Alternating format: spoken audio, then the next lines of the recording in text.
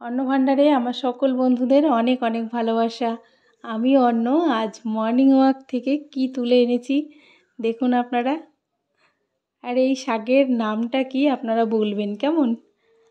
আমি কিন্তু ভিডিওর লাস্টে বলবো এই শাকের নামটা কি, আর আপনারা কি নামে জানেন এই শাকটা সেটাও কমেন্ট করবেন। আর অন্নভাণ্ডারের সকল ভিডিওর লিংক ডেসক্রিপশন বক্সে সঠিক মাপ সমেত দেওয়া আছে, আপনারা চাইলে দেখে আসতে পারেন। দেখুন এই শাকে যেরকম লাউ শাকে কুমড়ো শাকে যে সুরের মতো থাকে না, সুতোর মতো, এই শাকগুলোতেও তেমনি। তো ওগুলোকে ফেলে দিলাম, ফেলে কেটে নিয়েছি, একটা আলুও কেটে নিয়েছি। আজকে আলু দিয়ে এই শাক দিয়ে হালকা রান্না হবে।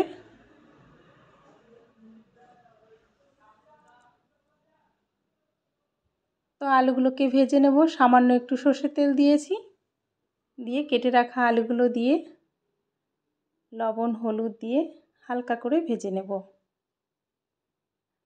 একটু আলুগুলো ভেজে নিলে শাকটা খেতে বেশ ভালো লাগবে। তাই নেড়ে চেড়ে হালকা করে ভেজে দিয়ে দেব জল।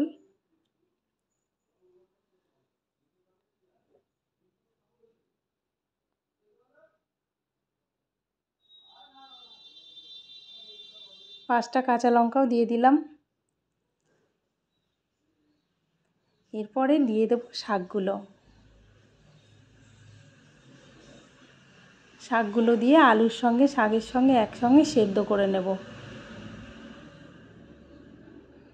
এই শাকগুলো জ্যান্ত মাছ দিয়ে রান্না করবেন, হালকা পাতলা ঝোল, খেতে দুর্দান্ত লাগে। যারা এই শাকগুলো খেয়েছেন তারা তো জানেন কত ভালো লাগে, আর যারা এখনও এই শাক কোনোদিনও খাননি তারা একবারটি খেয়ে দেখুন। এই শাকগুলো বাজারে কিনতেও পাওয়া যায়, আর ফুল গাছে ঝোপে ঝাড়ে রাস্তার ধারে বেশ দেখা যায়। আর এখন বৃষ্টির দিন তো আমাদের এখানে খুবই দেখা যায়, আমি মাঝে মাঝেই রান্না করি, খেতে ভালো লাগে। তো ভাবলাম আপনাদের একটা ভিডিও দেই এই শাকের।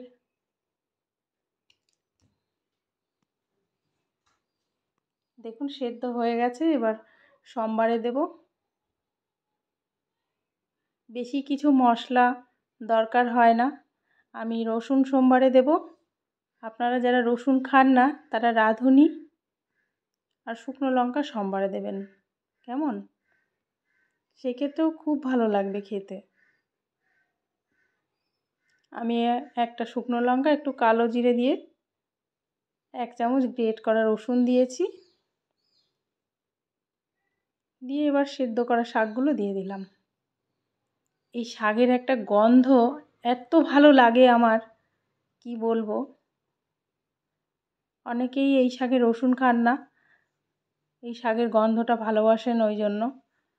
তো আমার ভালো লাগে রসুন, আমাদের বাড়ির সবাই একটু রসুন ভালোবাসে শাকে, এই জন্য আমি রসুন দিয়েই করলাম। সামান্য একটু চিনি দিয়েছি, চিনি দিয়ে আর 1 মিনিট মতো রান্না করে নেব।